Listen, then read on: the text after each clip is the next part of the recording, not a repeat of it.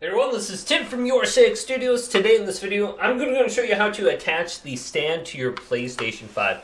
Now, if you don't use your stand, there's not going to be proper airflow and your console is going to kind of sag to the right. Now, to put on the stand, rotate your PlayStation around, and you're going to notice there's some symbols on the back of the console. And they're going to be PlayStation symbols. Now, take your stand and then place it on the left and the right side of those little icons. So you can see the square icon and the square icon on this side. Let's place the stand and connect it directly right there. Now to place your PlayStation 5 in the vertical mode, flip over the stand and rotate it around, and you'll see a screw that will appear right here. And take this out. Now keep it in this format right here and place the screw underneath the stand, and you can actually screw this into the bottom of the PlayStation 5. You just have to remove this little black piece right here, and then you can screw it in. Then place the PlayStation 5 on the stand just like this. And this is what it looks like on the back. And your PlayStation 5 will be in the vertical mode now. So just make sure you screw it down and you should be good to go. So hopefully this video did indeed help you out. If it did, leave it a big thumbs up and subscribe to my channel